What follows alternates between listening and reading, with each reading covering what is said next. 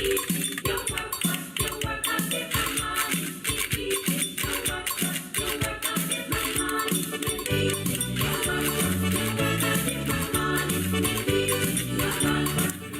morning, everybody. Good morning. And my turn to sit on the main chair here in the studios for the morning show on Love FM, Love Television. I'm Ernesto, and in the studios, I have a very special guest visiting us from Galen University, Mr. Zain Dueheney. Mr. Dueheney is from the Faculty of Arts, Science, and Technology at the university. Good morning, sir. Good morning, Ernesto. Zain, tell us a little bit about yourself. So I'm Zain Dueheney. I'm the Criminal Justice Program Coordinator at Galen. I coordinate and the Criminal Justice Program, but today I'm here in a different capacity as the Project Director Coordinator for recently awarded grant that Galen was privileged and honored to receive under the CARSI-ESF initiative. Okay. We were one of 4 recipients this year to receive a substantial grant of US $250,000. Or that was the total grant, or that's a portion you received? That's the portion we received. 250 US. Yes. $500,000 for a project entitled Strengthening Good Governance and Transparency at the Municipal Level. So while we understand there's a lot of initiatives and programs happening at both the national and subnational level, we were looking more at local governance as the way to improve the coordination and transparency mechanisms that exist. I think looking at it, why we chose that area is because we see a lot of the issues playing out at the municipal level that need addressing as well. Our project is for a duration of 2 years, but one of the important parts of our project is that it has it focuses a lot on the youth component in terms of developing the whole discussion and creating that platform for youths to understand governance and transparency at an early age.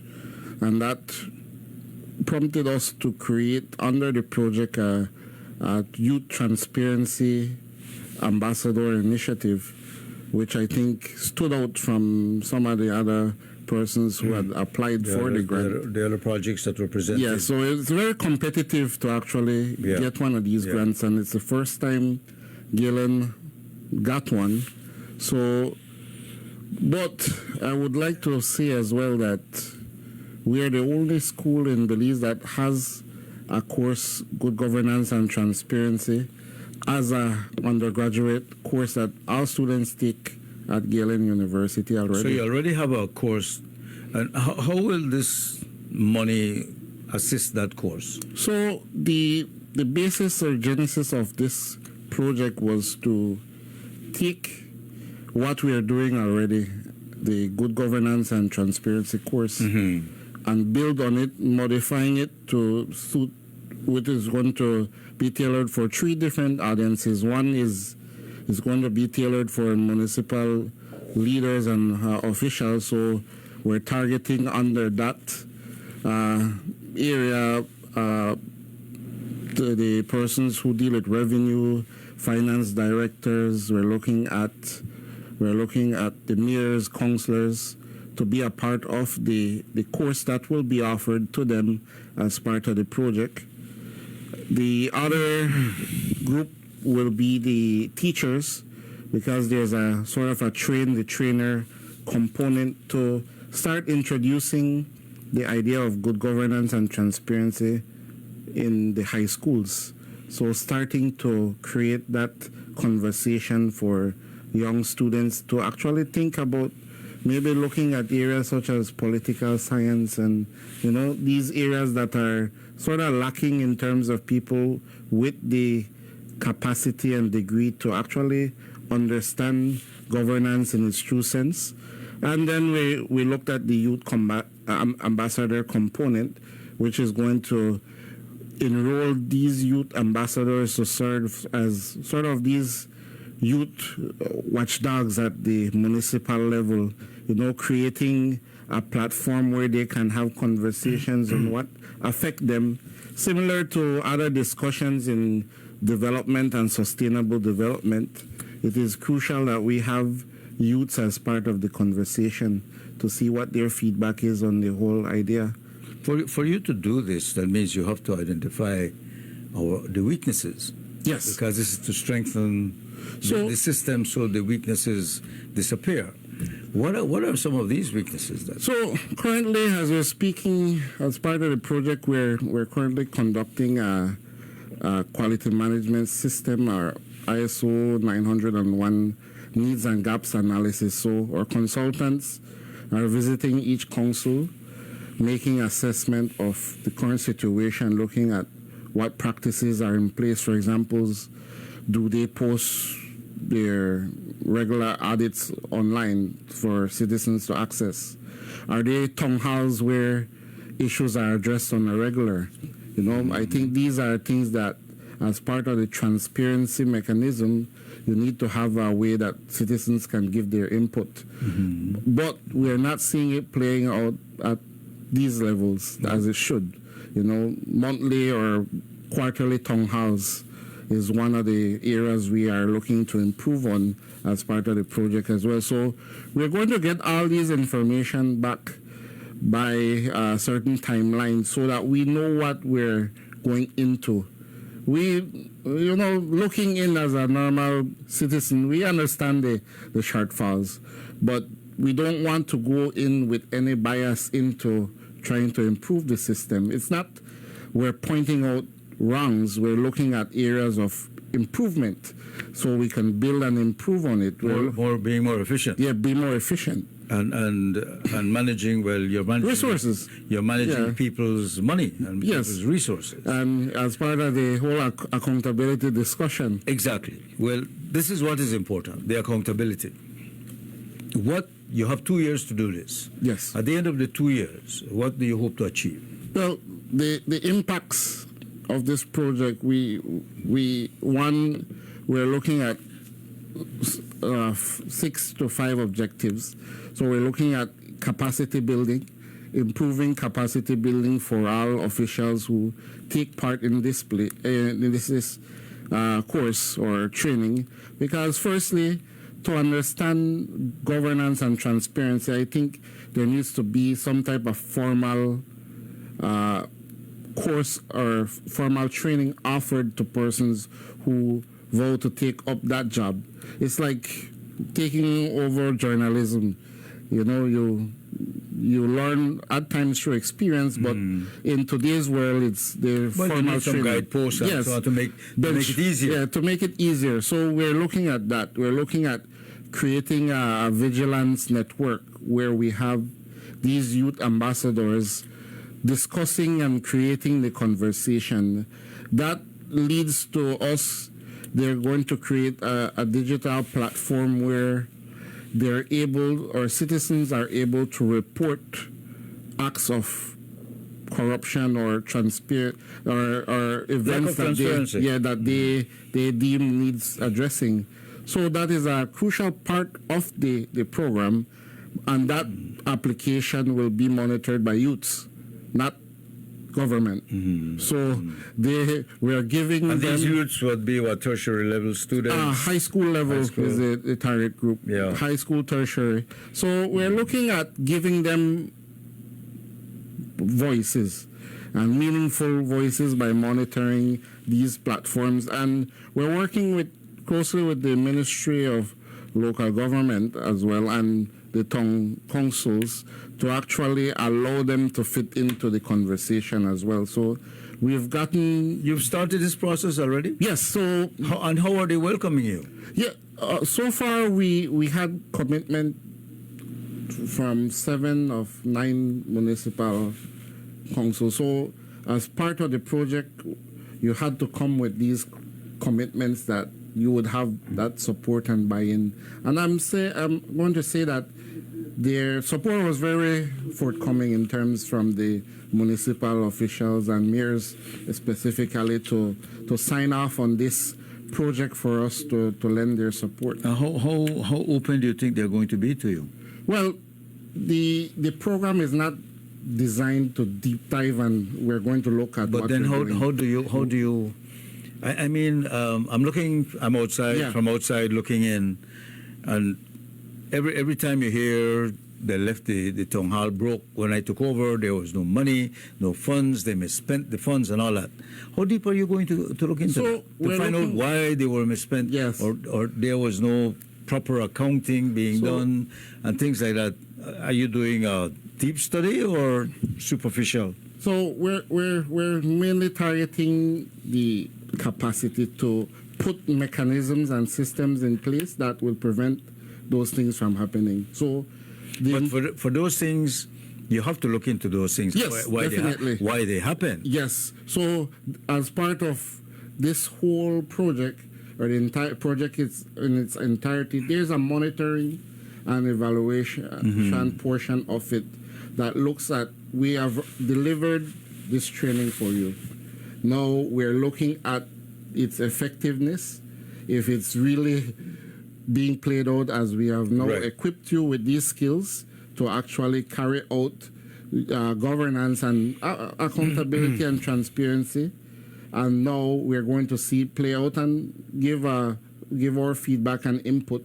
So we're working along with them, shadowing them, being that support system that they need while they see maybe you could look at it this way. Let's look at procurement, for example. There are systems in place to deal with procurement. Is there any there that when we go and do this assessment, or are you just buying from said individuals? So it's creating that it becomes a culture of accountability and transparency at the councils. The word efficiency came up. There are many of the opinion that some of our bodies are too large. Yes. You know, you could do the same job with less people.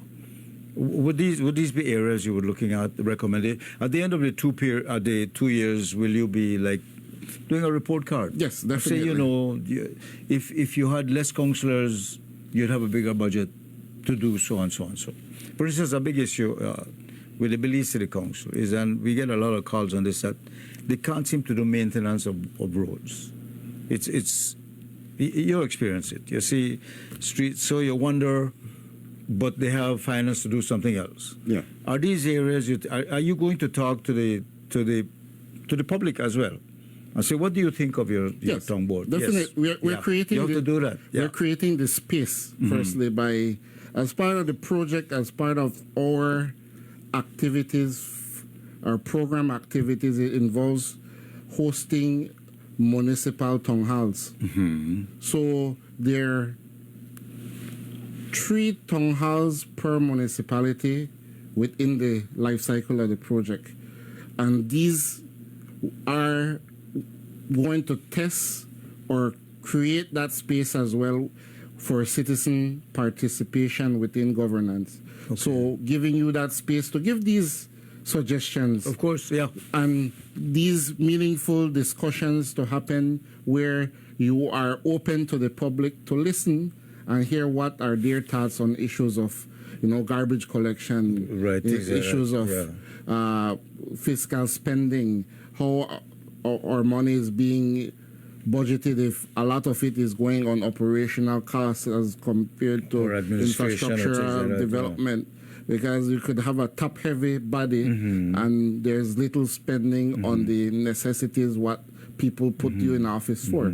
So these are some of the discussions we're looking at. And creating that space through the municipal town halls is one of the avenues we think we can properly monitor it. Because it's about, these projects are designed to actually have proper monitoring and evaluation, and we're looking at our indicators for success of this project. So we have to create activities that are measurable and could this show is a that university project. Yes, so you need we have to know if we are passing or we're not keeping in line with or And where why? we need to adjust. So that is the essence How of it. are you structured? What do I call it?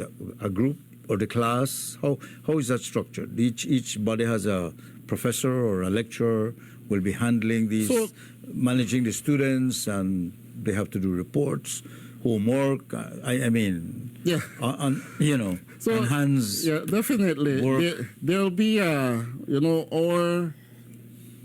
this training will be for the most part delivered online, and there are going to be 2 in-person components or workshops for activities that we found that it will be easier if we're there to go through it. The lead project directors, it will be myself and Mr. Carlos Magana. So we are primarily responsible to ensure all of these objectives under the grant are achieved.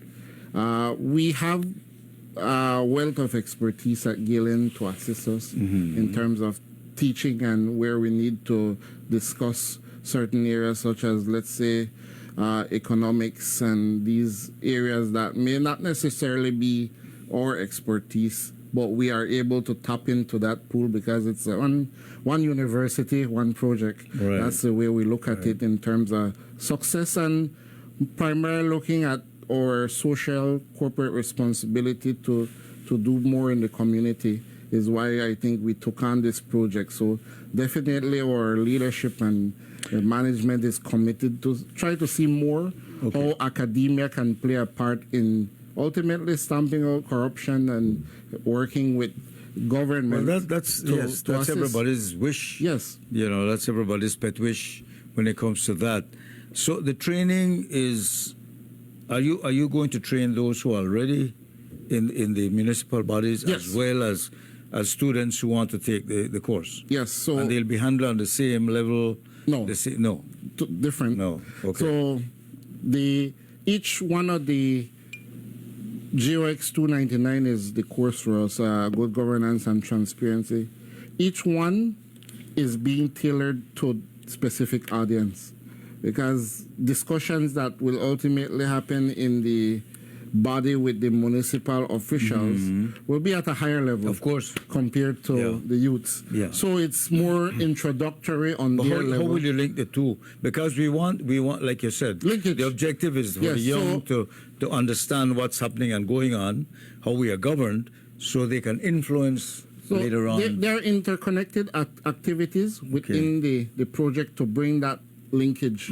Similar to each council having a citizen advisory board or our child advisory board, we are forming these bodies or these groups of trained persons at each municipality to serve as that transparency voice from the youth level. So ultimately, our hope is to get them meshed, integrated with the council, and it becomes a normal part, similar to what Belize City has with the shadow cabinet model that they're using already. Right. With the young people. We want to see that play out more, where that is a vital part of the way they do business at each municipality. Okay. And the students you would prefer to be from, say, that district, if you're doing the municipality in Toledo or PG, the students would need to come from that area, or it doesn't matter? So we're looking at, firstly, geographical spread, so that within the project, there's 80 youth ambassadors that we intend to train, and that will be spread across municipalities. Okay. And we sort of will use this mobile training team format, where we go to deliver the in-person workshops to them. So it won't take any resources from them coming to Central Farm for us. Primarily as well, we are going to have sort of open call criteria that we put this out for advertisement. So it's not going to be necessarily we hand select who we want. So everyone will have an opportunity to actually join the program if they intend to. And one of the benefits of the program that I've discussed with leadership is that this course will be accredited to Galen. So That's what I was these gonna students that do GUX 299 at that level, when they go to Galen, they would have already have the requirement or 3 credits towards that requirement for the undergraduate degree when enrolling at Galen University. Would those credits be transferred to what subjects or what areas of study? So If our you want same, you want a bachelor's in, I don't know, business administration, you definitely. could apply. Yeah, you still have all those programs have GUX 299 as a requirement. Okay. So Okay. they're already starting Galen with their foot in the door. And similar for the municipal officials, because a lot of them do continue Yeah, they want to studying. get- yeah. And we have had in the past a lot of counselors who have come to Galen while they're serving to actually complete their undergraduate and graduate degrees. So So if anybody wants to become involved with it, how do they do? What do they do? So- Are you advertising it at tertiary, at high schools, yeah, sixth so forms? we'll put it out at both tertiary and high schools. Okay. And we'll select the better candidates that we find can complete the course firstly and have time to commit to it. Because this is going to be besides their Yeah, curriculum. at because school. so yeah, this yeah, is extra work. Yeah, if you have the time to commit to it, is one of the main criteria we're looking at, because we want our success or completion rate to be as we kind of As highlighted. wide as possible. Yeah, because I've looked at past projects and enrollment rate is always high, completion rate Is low. Yeah. And it's how do we keep them committed while they have signed up and keep them interested in what we're doing. Right. So we really have to tailor the project to attract that grouping that we're dealing with. How do they apply? So we are working out right now. This project is basically just starting. And we are hoping that by the latest in October, we'll put out that call using our university social media platforms and also trying to do another round of media engagement to actually let them know how to apply. But standard enrollment for Galen is you go through our admissions department. And you can find it. yeah, and it'll be posted on the website. So Right. we won't reinvent the book or rewrite the book there. We'll just use what we have, what works, and our systems are efficient to actually. And this would be at no added cost. No, It's being financed. fully funded under fully the project. funded, yeah. So it won't come at any cost to. So it the can't student. hurt you. I mean, it can only benefit you. Yeah, only doing this. benefits. Even if you're not interested in the Yeah. politics or the, doesn't matter. It's a good Yeah, good area for to, the teachers to become primarily, it will be a plus, because this course will count as what they call CPD hours, so continuous professional development hours, where they need to do set amount of hours to keep their license. Yeah. So it'll count. and they normally pay for that. As part of enrolling in this course, we are going to offer them these hours free as an incentive to get them in the program and start the conversation at their school as well.